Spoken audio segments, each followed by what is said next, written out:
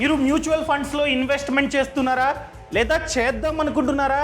అయితే ఈ 4 మిస్టేక్స్ని అస్సలు చేయకండి. తెలియక ఆల్రెడీ చేస్తున్నట్లయితే ఇప్పుడే మీ మ్యూచువల్ ఫండ్ ఎస్ఐపిస్ని పాజ్ చేయండి లేదా క్యాన్సిల్ చేయండి. అంత పెద్ద మిస్టేక్స్ ఇవి. సో ఈ 4 మిస్టేక్స్ ఏమిటో మీకు అర్థం కావాలంటే ఈ వీడియోని లాస్ట్ వరకు చూడండి. అంతేకాకుండా ఇంతవరకు ఈ ఛానల్ని సబ్స్క్రైబ్ చేసుకోకపోతే ఇప్పుడే సబ్స్క్రైబ్ చేసుకోండి. నేను మీ Kaushik Maridi. So first one, ఈ తప్పుని చాలా మంది చేస్తున్నారు. మ్యూచువల్ ఫండ్స్ అనేవి 2 టైప్స్ అండి. ఒకటి డైరెక్ట్, ఇంకొకటి రెగ్యులర్. చాలా మంది తెలియక రెగ్యులర్లో వాళ్ళ డబ్బుని పెట్టుబడి పెడుతూ ఉన్నారు. మీరు కనుక రెగ్యులర్ మ్యూచువల్ ఫండ్స్లో మీ డబ్బుని పెట్టుబడి పెడుతున్నట్లయితే మీకు వచ్చే రిటర్న్స్ అనేవి కాస్త తక్కువ ఉంటాయి. దేంతో కంపేర్ చేస్తే, డైరెక్ట్తో కంపేర్ చేస్తే రెగ్యులర్ మ్యూచువల్ ఫండ్స్లో రిటర్న్స్ అనేవి తక్కువ ఉంటాయి. ఎందుకంటే రెగ్యులర్లో ఎక్స్పెన్స్ రేషియో కాస్త ఎక్కువ. ఎక్స్పెన్స్ రేషియో అంటే కమిషన్, మిడిల్ మెన్ కమిషన్ కాస్త ఎక్కువ డైరెక్ట్తో కంపేర్ చేస్తే. సో అందుకనే మీకు వచ్చే రిటర్న్స్ కూడా తక్కువ ఉంటాయి రెగ్యులర్లో. ఫస్ట్ డైరెక్ట్ అంటే ఎటువంటి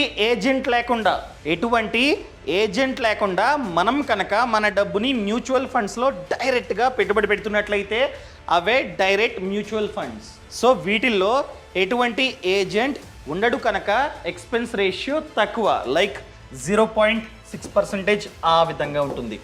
సో వాళ్ళు మనకు వచ్చే రిటర్న్స్ నుండి కమిషన్ని కట్ చేసుకుంటారు కనుక, తక్కువ కమిషన్నే కట్ చేసుకుంటున్నారు కనుక రిటర్న్స్ కూడా కాస్త ఎక్కువ ఉంటాయి రెగ్యులర్తో కంపేర్ చేస్తే.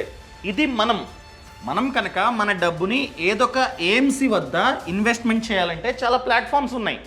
Grow, Paytm money, Upstox, etcetera. ఈ ప్లాట్ఫామ్స్ ద్వారా ఎటువంటి ఏజెంటు లేకుండా ఈ మధ్య డైరెక్ట్గా వాళ్ళ యాప్ని డౌన్లోడ్ చేసుకొని ఇన్వెస్ట్మెంట్ చేస్తూ ఉన్నాం. That is nothing but direct. So middle man లేకుండా మనం డైరెక్ట్గా యాప్స్ ద్వారా ఏఎంసి వద్ద ఏదొక ఫండ్, ప్రతి ఏఎంసి వద్ద చాలా ఫండ్స్ ఉంటాయి. ఎగ్జాంపుల్గా ఇది ఎస్బీఐ ఏఎంసి అనుకుందాం.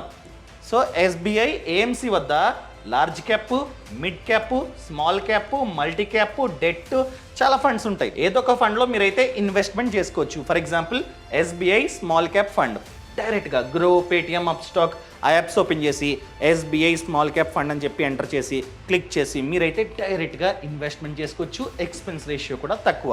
అసలు రెగ్యులర్ అంటే ఇంతకుముందు ఈ యాప్స్ ఏమీ లేవు.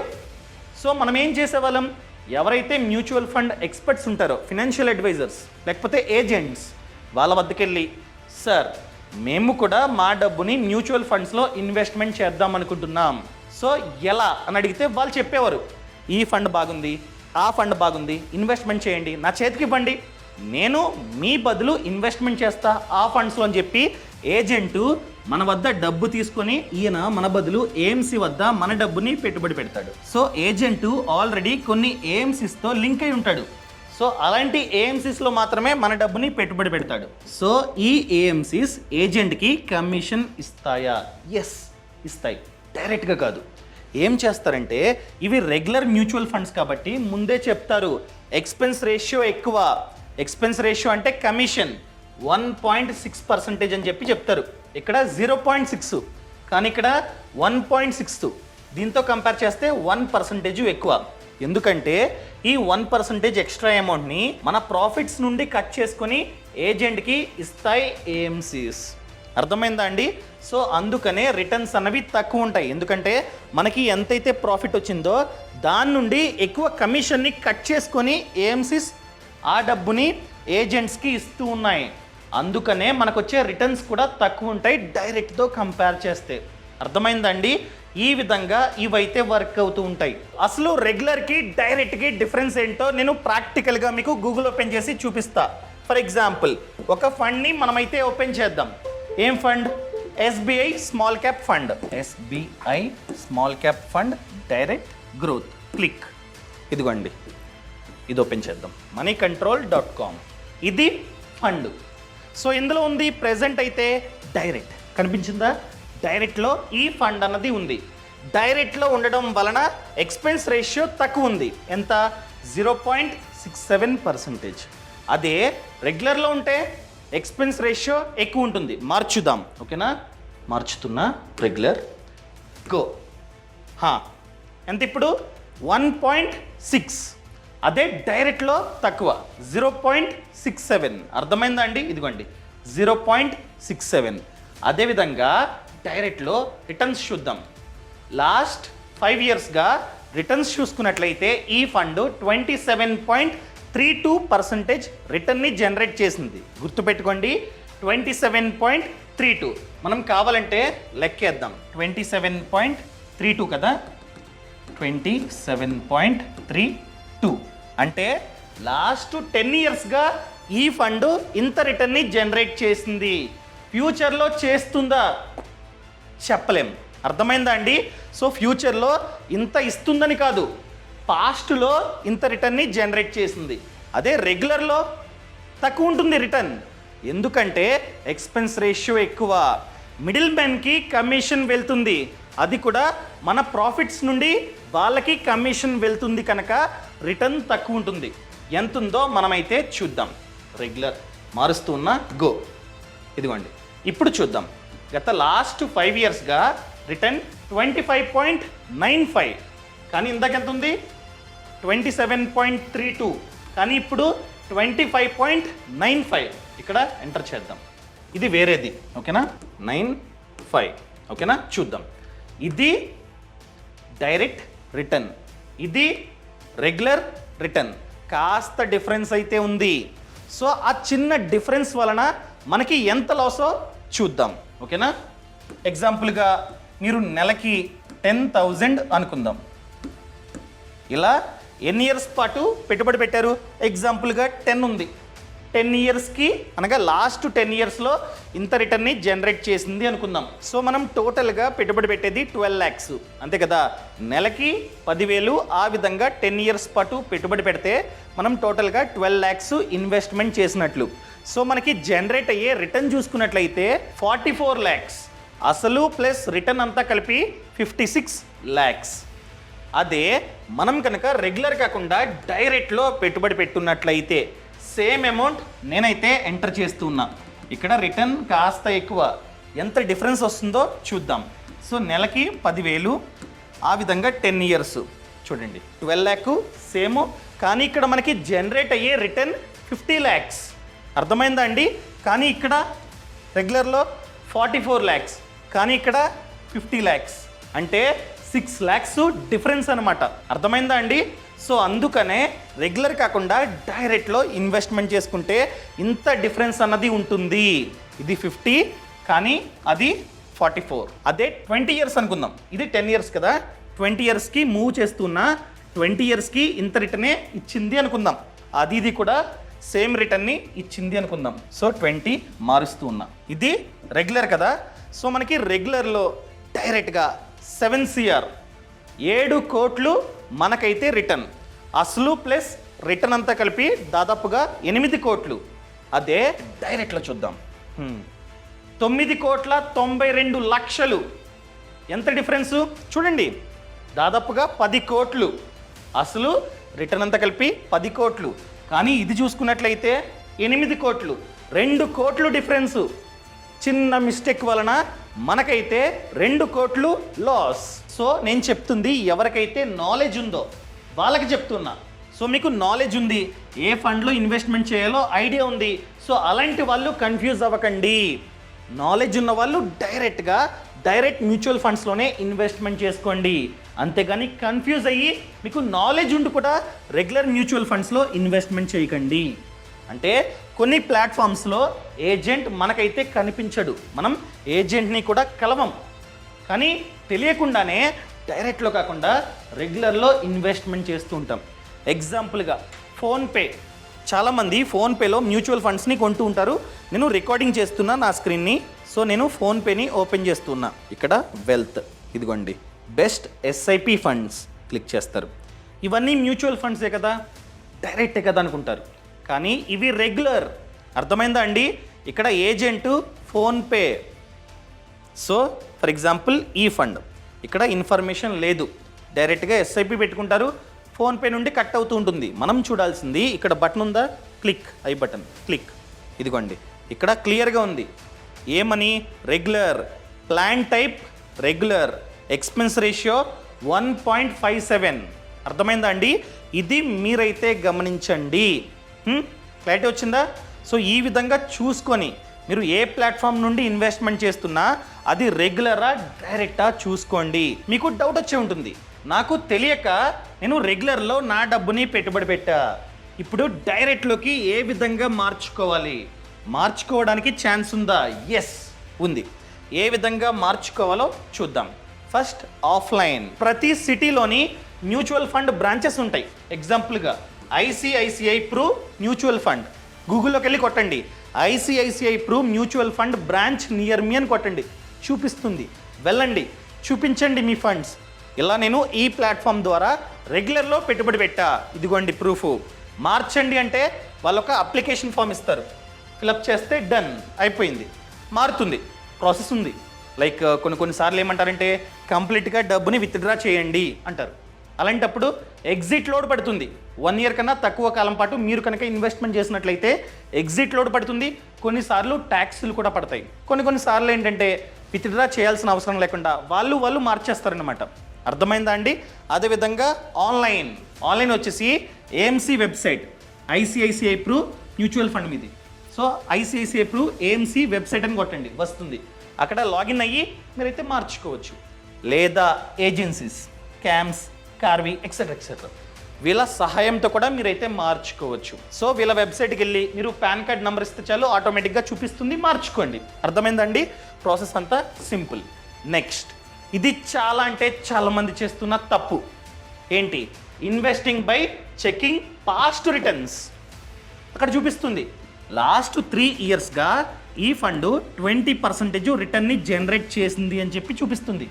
కానీ బిగినర్స్ ఏమనుకుంటారు, 3 years పాటు ఈ ఫండ్లో పెట్టుబడి పెడితే 20% రిటర్న్ అన్నది వస్తుందేమో అనుకుంటారు. ఎవ్వరూ చెప్పలేరు, నేను కూడా చెప్పలేను. ఈ ఫండ్ నెక్స్ట్ 3 yearsలో ఇంత పర్సంటేజ్ రిటర్న్ని జనరేట్ చేస్తుంది అని చెప్పి నేను కూడా చెప్పలేను, ఎవ్వరూ చెప్పలేరు. నమ్మండి. సో వీళ్ళు డిస్ప్లే చేసేది లాస్ట్ 3 yearsగా ఎంత రిటర్న్ వచ్చిందో చూపిస్తారు, లాస్ట్ 5 yearsగా. అండ్ అదేవిధంగా ఆ ఫండ్ స్టార్ట్ అయినప్పటి నుండి ఇప్పటి వరకు ఎంత పర్సంటేజ్ ఆఫ్ రిటర్న్ని జనరేట్ చేసిందో చూపిస్తారన్నమాట. ఎగ్జాంపుల్గా ఇదిగోండి డైరెక్ట్ ఇక్కడ చూడండి, లాస్ట్ 5 years ఎంత 27.32. గత లాస్ట్ 5 yearsగా ఇంత పర్సంటేజ్ రిటర్న్ని జనరేట్ చేసింది. అంతేకాని ఇన్వెస్ట్మెంట్ చేస్తే 5 yearsలో ఇంత రిటర్న్ వస్తుంది అని చెప్పి వీళ్ళైతే చెప్పట్లేదు. అదేవిధంగా లాస్ట్ 6 monthsగా 19.1% రిటర్న్ని జనరేట్ చేసింది ఈ ఫండ్. సో దీన్ని చూసి ఓహో 5 yearsకి ఇంత అంటే నేను 5 years పాటు ఇన్వెస్ట్మెంట్ చేస్తే ఇంత రిటర్న్ వస్తుందని చెప్పి బ్లైండ్గా ఇన్వెస్ట్మెంట్ చేస్తుంటారు. అలా మాత్రం చెయ్యకండి. అంటే చాలామంది ఏం చేస్తారంటే సింపుల్గా నేను పేటిఎం మనీ యాప్ని ఓపెన్ చేస్తున్నా, చాలామంది చేసే మిస్టేక్ ఏంటో చూపిస్తాను మీకు బ్లైండ్గా. నేను స్క్రీన్ రికార్డింగ్ని ఓపెన్ చేస్తున్నా, పేటిఎం మనీ క్లిక్ చేశాను. సో వాళ్ళు ఏం చేస్తారంటే ఇదిగోండి ఇక్కడ మ్యూచువల్ ఫండ్స్ ఉందా, క్లిక్ చేస్తారు, కిందకి వెళ్తారు, funds with best returns click చేస్తారు. ఇంకా బ్లైండ్గా ఇంకా రీసెర్చ్ లేదు, ఏం లేదు, ఇలా చూస్తారన్నమాట. ఏంటి ఈ ఫండ్లో ఇన్వెస్ట్మెంట్ చేస్తే 40% రిటర్న్ జనరేట్ అవుతుందా? ఈ ఫండ్ అయితే 38, ఈ ఫండ్ అయితే 35, ఈ ఫండ్ అయితే 35, 34 అని చెప్పి వీళ్ళు ఏమనుకుంటారంటే ఇంత రిటర్న్ వస్తుంది ఏమో అనుకుంటారు తప్ప పాస్ట్లో ఇంత రిటర్న్ వచ్చింది, ఫ్యూచర్లో వస్తుందా రాదా తెలియదు అని చెప్పి ఎవ్వరూ గమనించరు. సో ఈ ఫండ్ ఉంది 40% అంట, వెంటనే ఇన్వెస్ట్ అయిపోయింది. సో ఇవి ఆల్రెడీ పీక్లో ఉన్నాయి. అర్థమైందా అండి? ఆల్రెడీ ఈ ఫండ్స్ పీక్లో ఉన్నాయి. సో ఫ్యూచర్లో కూడా ఇంతే రిటర్న్ వస్తుందంటే చెప్పలేం. ఎప్పుడైనా సరే స్టాక్ మార్కెట్ కావచ్చు, ఏదన్నా కావచ్చు, ఎలా వర్క్ అవుతుందంటే ఇలా ఇక్కడ ఉంది, ఇదిగోండి ప్రూఫ్. లాస్ట్ 6 months నొక్కా, ఇలా వర్క్ అవుతుంది. Up down up down up down. ఒక్కసారి బాగా అప్ అయిందంటే నెక్స్ట్ డౌన్ అవుతుంది. ఎగ్జాంపుల్గా ఇదిగోండి ఇక్కడ డౌన్లో ఉంది, ఒకేసారి అప్ అయింది. అప్ అయిందా? ఇదే అప్ అన్నది కొంచెం కాలం పాటు కొనసాగింది. ఇక్కడ చాలామంది ఏమనుకుంటారు, అమ్మో అప్ అయింది అలాగే ఉంది ఇంకా పడదేమో అని చెప్పి ఎక్కడైతే పీక్లో ఉందో అప్పుడు ఇన్వెస్ట్మెంట్ చేస్తారు. ఇన్వెస్ట్మెంట్ చేసిన కొంచెం సేపటికి ఏమవుతుందంటే, కొన్ని రోజులకి ఏమవుతుందంటే వెంటనే డౌన్ అవుతుంది. ఒక్కసారి మ్యూచువల్ ఫండ్ కానీ స్టాక్ మార్కెట్ కానీ అప్ అయిందా, వెంటనే next step down. For example ఇదిగోండి, పీక్ కంప్లీట్గా పీక్లో ఉంది. ఈ టైంలో ఇన్వెస్ట్మెంట్ చేశారనుకోండి, నెక్స్ట్ డౌన్. సరే, డౌన్ అయితే ఏంటి, మంచి ఫండ్ కదా, ప్రాబ్లం ఏం లేదు, డౌన్ అయినా కూడా ఉంచండి. కానీ చాలామంది చేసే తప్పు ఏంటంటే ఇన్వెస్ట్మెంట్ చేస్తారండి. ఎగ్జాంపుల్గా ఇక్కడ ఇన్వెస్ట్మెంట్ చేశారు, ప్రెజెంట్ కదా, ప్రెజెంట్ ఇక్కడ ఉంది, ఇన్వెస్ట్మెంట్ చేశారు. నెక్స్ట్ స్టెప్ ఖచ్చితంగా డౌన్ అవుతుంది. అది మార్కెట్ స్వభావం. డౌన్ అవగానే అమ్మో ఇన్వెస్ట్ చేశాను కదా, నాకు లాస్ వచ్చింది అంటే ఈ ఫండ్ మంచిది కాదు అని చెప్పి ఏం చూసుకోరు, ఇంకా ఫండమెంటల్ స్ట్రాంగ్ ఉందా ఏమి చూసుకోరు. సో పీక్లో ఉన్నప్పుడు ఇన్వెస్ట్మెంట్ చేస్తారు, వెంటనే డౌన్ అవుతుంది. ఒక 3 days తర్వాత అంతా రెడ్లో ఉంటుంది, మైనస్లో, -2% -10% ఇలా ఉంటుంది. వెంటనే విత్డ్రా చేస్తారు. అది అతి పెద్ద తప్పు. మీరు కనుక ఈక్విటీ మ్యూచువల్ ఫండ్స్లో కానీ ఈక్విటీ మార్కెట్లో కానీ పెట్టుబడి పెడుతున్నట్లయితే పేషెన్స్ అన్నది చాలా ఇంపార్టెంట్. సో ఇలా ఇన్వెస్ట్మెంట్ చేసి 6 days తర్వాత, 2 months తర్వాత, 1 year తర్వాత విత్డ్రా చేస్తున్నట్లయితే అతి పెద్ద తప్పు ఇదే. సో మీరు ఖచ్చితంగా మినిమం 10 years ఇన్వెస్ట్మెంట్ చేసి మీరు కనుక డబ్బుని అలా వదిలేస్తే, లేదా ఎస్ఐపి చేసుకుంటూ 10 years పాటు అలా వదిలేస్తే మీకు మంచి రిటర్న్స్ అనేవి కనిపిస్తాయి. ఈ తప్పుని మీరైతే అస్సలు చేయకండి. పీక్లో ఉన్నప్పుడు ఇన్వెస్ట్మెంట్ చేయకండి. అండ్ ఇన్వెస్ట్మెంట్ చేసేది కూడా ఏదో పాస్ట్ రిటర్న్స్ని చూసి చేయకండి. ఫండమెంటల్స్ అన్నీ చూడండి. అంతా చూసి ఓకే అనుకుంటే మాత్రమే ఇన్వెస్ట్మెంట్ చేయండి. టైం ఇవ్వండి. ఒక 10 years ఆ విధంగా పేషెన్స్గా ఉంటే మంచిగా రిటర్న్స్ అనేవి కనిపిస్తాయి లేదా కనిపించవు. సో అసలు ఏ విధంగా ఫండమెంటల్గా స్ట్రాంగ్ ఉందో లేదో ఆ ఫండ్ ఎలా చూడాలి, చాలా పారామీటర్స్ ఉన్నాయి. ఎగ్జాంపుల్గా ఇదే చూద్దాం. ఈ ఫండ్ మంచిదా కాదన్నది ముందుగా రిటర్న్స్ మీరైతే చూసుకోవాలి. రిటర్న్స్తో పాటు ఫండ్ మేనేజర్ మన డబ్బుని ఎక్కడ పెట్టుబడి పెడుతున్నాడు, ఈ స్టాక్స్లో ఫండ్ మేనేజర్ పెట్టుబడి పెడుతున్నాడు. ఈ స్టాక్స్ మంచివైతే ఫ్యూచర్లో ఖచ్చితంగా ఫండ్ అన్నది మంచిగా రిటర్న్స్ని జనరేట్ చేస్తుంది. ఈ స్టాక్స్ మంచివి కాకపోతే ఇవ్వదు. ఫర్ ఎగ్జాంపుల్ ఈ స్టాక్లో ఫండ్ మేనేజర్ ఏకంగా 4.21% ఆఫ్ అమౌంట్ని ఇన్వెస్ట్మెంట్ చేశాడు. సో ఈ స్టాకు మంచిదా కాదా మీరు ఈ విధంగా చూసుకోవాలి. పిఈ రేషియో, పీబీ రేషియో అంతా, సెక్టార్ పిఈ ఎంత ఉంది, దీని పిఈ ఎంత ఉంది, హైలో ఉంది, రెడ్లో ఉంది చూడండి, పిఈ హైలో ఉంది. సో కాస్త జాగ్రత్త. పీబీ కూడా హైలో ఉంది, కాస్త జాగ్రత్త. అదేవిధంగా రిటర్న్స్ అనేవి ఏ విధంగా వస్తూ ఉన్నాయి, A to Z మీరైతే చెక్ చేసుకొని ఆ తర్వాత మాత్రమే ఇన్వెస్ట్మెంట్ చేసుకోవాలి. ప్రతిదీ మీరైతే చూడాలి. ఫండమెంటల్గా స్ట్రాంగ్ ఉంటే మాత్రమే మీరు ఆ ఫండ్లో మీ డబ్బుని పెట్టుబడి పెట్టండి. అర్థమైందా అండి? ఏదో పాస్ట్ రిటర్న్స్ని చూసి మీరైతే ఇన్వెస్ట్మెంట్ చేయకండి. ఇంకా నెక్స్ట్ వన్, ఈ మిస్టేక్ని కూడా చాలా అంటే చాలా మంది చేస్తున్నారు. చాలా జాగ్రత్తగా వినండి ఈ మిస్టేక్. చాలా మంది గ్రోత్ ప్లాన్స్లో కాకుండా IDCW ప్లాన్స్లో తెలుసో తెలియకో పెట్టుబడి పెడుతూ ఉన్నారు. సో వాళ్ళకి ఏం తెలియదు, గ్రోత్ అంటే ఏంటి, IDCW అంటే ఏంటి తెలియదు, అయినా కూడా తెలియకుండా దీంట్లో పెట్టుబడి పెడుతున్నారు. ఈ తప్పుని మీరైతే చేయకండి. IDCW అంటే income distribution come capital withdrawal plans. అర్థమైందా అండి? Nothing but dividend. ఇంతకుముందు డివిడెండ్ అని చెప్పి పిలిచేవారు, గ్రోత్ ప్లాన్స్, డివిడెండ్ ప్లాన్స్ అని చెప్పి. సో డివిడెండ్నే పేరు మార్చారనమాట, ఈ విధంగా పెట్టారు. అర్థమైందా అండి? సో రెండిటికి చాలా అంటే చాలా డిఫరెన్స్ ఉంది. మీరు కనుక లాంగ్ టర్మ్కి పెట్టుబడి పెడదాం, ఫ్యూచర్లో అసలు ప్లస్ రిటర్న్ అంతా కలిపి చాలా గ్రో అవ్వాలి కార్పస్ అన్నది అనుకున్నట్లయితే గ్రోత్. అలా కాదండి, ఫ్యూచర్లో నా డబ్బు పెద్దగా గ్రో అయినా అవ్వకపోయినా పర్లేదు, కానీ నా డబ్బు మీద, అనగా నా మ్యూచువల్ ఫండ్ డబ్బు మీద ఎంతైతే రిటర్న్స్ జనరేట్ అవుతూ ఉన్నాయో ఆ రిటర్న్స్ అన్నవి అస్తమాటు నా బ్యాంక్ అకౌంట్లో పడాలి అనుకున్నట్లయితే ఇది. సో మీరు కనుక గ్రోత్ని చూస్ చేసుకున్నట్లయితే రిటర్న్స్ అన్నవి మీ బ్యాంక్ అకౌంట్లో అస్తమాటు పడవు. పవర్ ఆఫ్ కాంపౌండింగ్ వలన రిటర్న్ మీద రిటర్న్, రిటర్న్ మీద రిటర్న్ ఈ విధంగా గ్రో అవుతూనే ఉంటుంది. మనం లాంగ్ టర్మ్ హోల్డ్ చేస్తే మంచిగా రిటర్న్స్ అనేవి జనరేట్ అవుతాయి, కానీ ఇందులో అంత రిటర్న్స్ అనేవి ఫ్యూచర్లో జనరేట్ అవ్వవు. ఎందుకంటే ఎంతైతే రిటర్న్ జనరేట్ అవుతుందో ఆ రిటర్న్ని రెగ్యులర్ బేసిస్లో మన బ్యాంక్ అకౌంట్లో వేస్తూ ఉంటాడు మీరు కనుక ఈ ప్లాన్ని చూస్ చేసుకున్నట్లయితే. సో ఎప్పటికప్పుడు డబ్బు అనేది పడుతుంది కనుక డబ్బు మీద డబ్బు, వడ్డీ మీద వడ్డీ గ్రో అవ్వదు. పవర్ ఆఫ్ కాంపౌండింగ్ పెద్దగా ఉండదు. సో మనకు వచ్చే రిటర్న్ ఫ్యూచర్లో ఒక 20 years పాటు మీరు కనుక ఈ ప్లాన్లో ఇన్వెస్ట్మెంట్ చేసినా కూడా 20 years తర్వాత మనకు వచ్చేది చాలా తక్కువ, కానీ దీంట్లో ఎక్కువ. అర్థమైందండి? చిన్న ఎగ్జాంపుల్ మీకైతే చూపిస్తా. ముందుగా IDCW ప్లాన్ గురించి డిస్కస్ చేద్దాం. Nothing but dividend.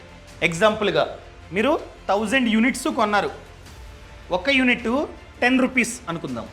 అంటే టోటల్గా మీరు పెట్టుబడి పెట్టింది 10,000. కొన్ని మంత్స్కి ఎన్ఏవి 10 రూపీస్ నుండి 12 రూపీస్కి పెరిగింది. అంటే ఇక్కడ ఎన్ఏవి 2 రూపీస్ పెరిగింది. సో 12 రూపీస్ అయింది కనుక మనం 1000 యూనిట్స్ని కొన్నాం కనుక 1000 ఇంటూ 12 టోటల్గా 12,000. సో 10,000 విలువైన ఇన్వెస్ట్మెంట్ 2,000 ప్రాఫిట్తో 12,000 అయినట్లు. ఇలా ఇన్వెస్ట్మెంట్ వాల్యూ పెరిగితే వెంటనే ఏం చెప్తారంటే వీళ్ళు 2 రూపీస్ డివిడెంట్ మేమైతే ఇస్తాం అంటారు. అంటే ఎంతైతే ఎన్ఏవి పెరిగిందో అంత ఇస్తాము అంటారనమాట. ఏమని చెప్తారంటే డివిడెండ్ 2 రూపీస్ పర్ యూనిట్ అని చెప్తారు. టోటల్ ఎన్ని units? 1000 units. So 1000 into 2 rupees 2000. ఈ 2000 అన్నది డైరెక్ట్గా మన బ్యాంక్ అకౌంట్లో పడుతుంది. అర్థమైందా అండి? ఎన్ని యూనిట్స్ ఉంటే అంత డబ్బు మన బ్యాంక్ అకౌంట్లో పడుతుంది.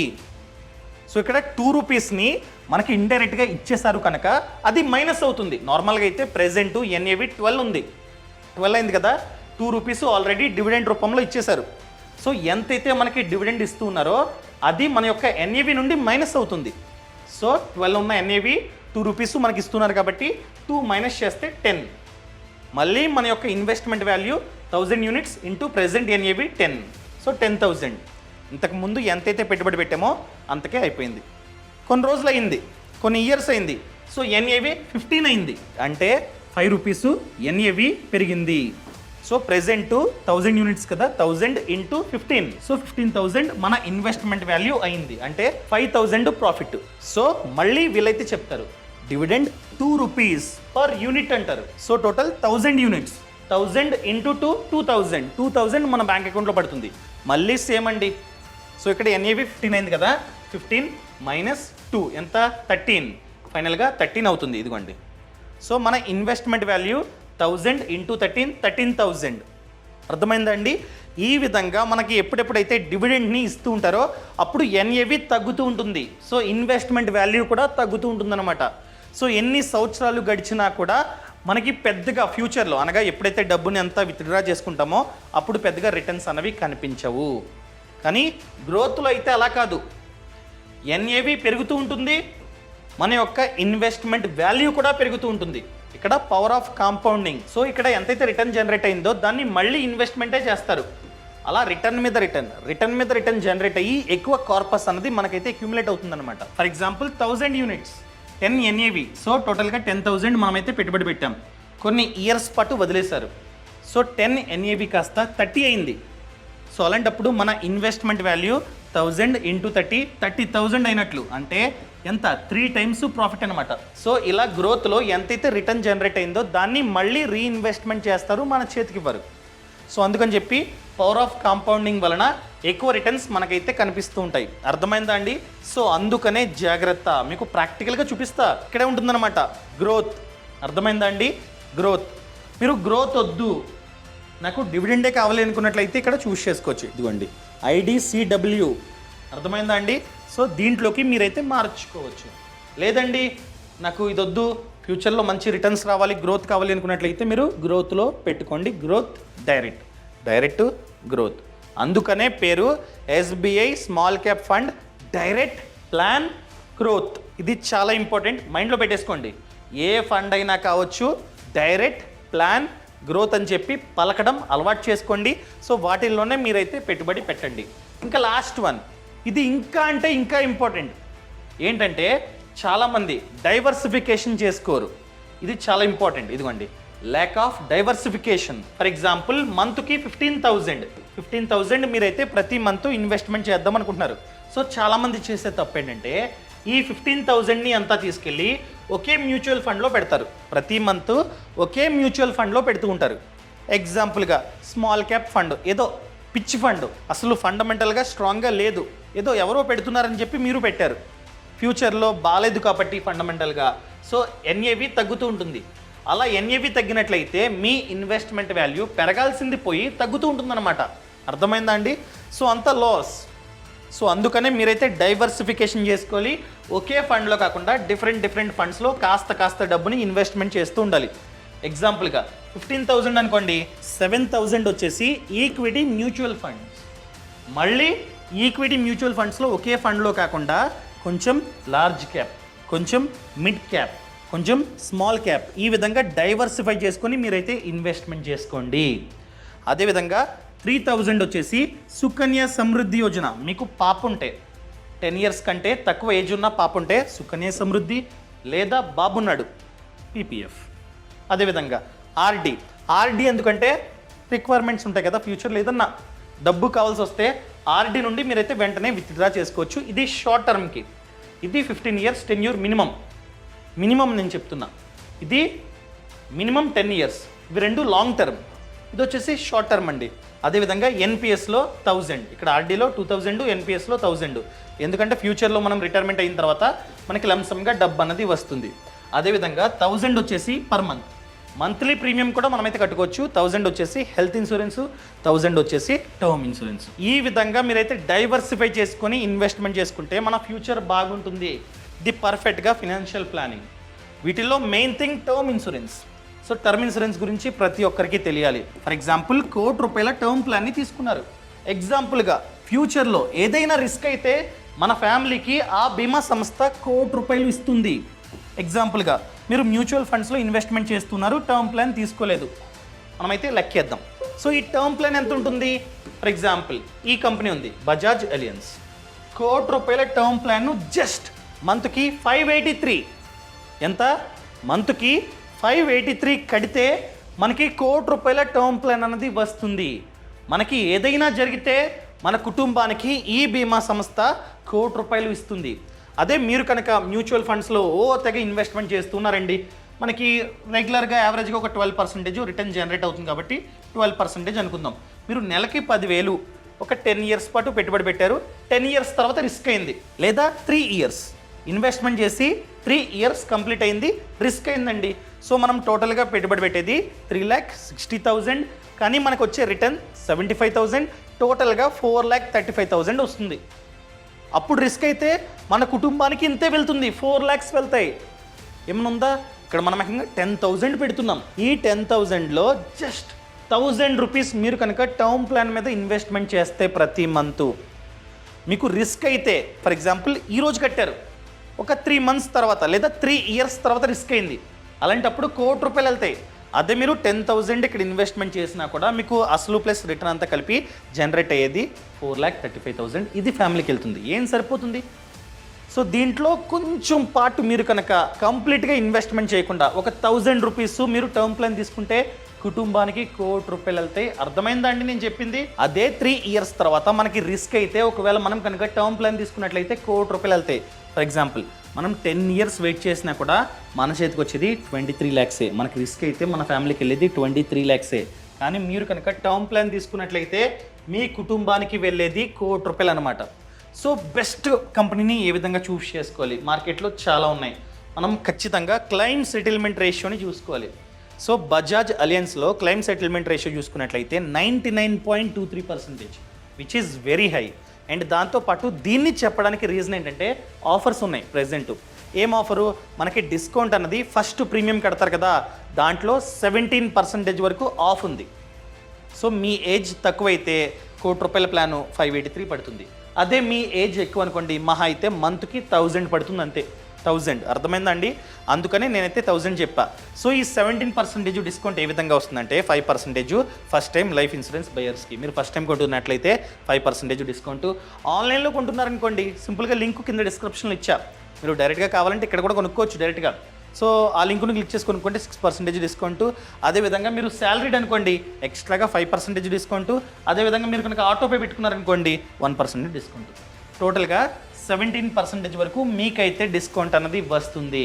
అండ్ దాంతోపాటు ఫ్రీ హెల్త్ మేనేజ్మెంట్ సర్వీస్, కానీ అలాంటిది మనకైతే ఫ్రీగా వస్తుంది ఒకవేళ మీరు కనుక ఈ వెబ్సైట్ ద్వారా కొనుక్కుంటే.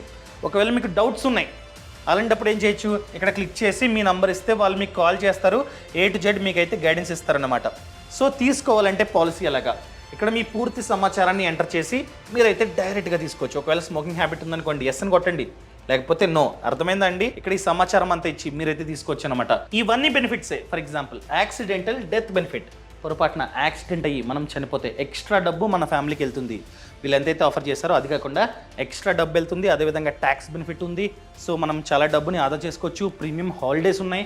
ఒకవేళ మనం కనుక డబ్బు లేక కట్టలేకపోతే స్కిప్ అయినా పర్లేదు, 1 2 3 ఇయర్స్ వరకు స్కిప్ అయినా పర్లేదు, రన్ అవుతూ ఉంటుందన్నమాట. అర్థమైందా అండి? అండ్ ఎగ్జిట్ ఎర్లీ ఆప్షన్, మనం టర్మ్ కంటే ముందుగానే కావాలంటే ఎగ్జిట్ అవ్వచ్చు. ఇలా చాలా అంటే చాలా బెనిఫిట్స్ అనేవి ఉన్నాయన్నమాట.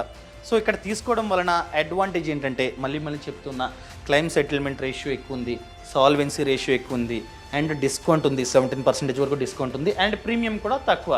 సో ఒకవేళ మీరు కనుక తీసుకుందాం అనుకున్నట్లయితే ఇక్కడ సమాచారం అంతా ఇచ్చి మీరైతే తీసుకోవచ్చు. లింక్ కింద డిస్క్రిప్షన్లో, అదేవిధంగా పక్కన కామెంట్స్లో నేనైతే ఇచ్చా. ఇప్పుడే కావాలంటే ఈ టర్మ్ ప్లాన్ని కొనుక్కోండి. అండ్ ఫ్రీడమ్ యాప్ అండి, ఫ్రీడమ్ యాప్లో చూసుకున్నట్లయితే 1000 కంటే ఎక్కువే కోర్సెస్ ఉన్నాయి about business, farming and finance. So ఒకవేళ మీరు కనుక ఫినాన్స్ గురించి నేర్చుకుందాం అనుకున్నట్లయితే ఫ్రీడమ్ యాప్ని కూడా డౌన్లోడ్ చేసుకోండి. ఫ్రీడమ్ యాప్ లింక్ కూడా కింద డిస్క్రిప్షన్లో, అదేవిధంగా పక్కన కామెంట్స్లో ఉంది. Thank you so much, thanks for watching. జై హింద్.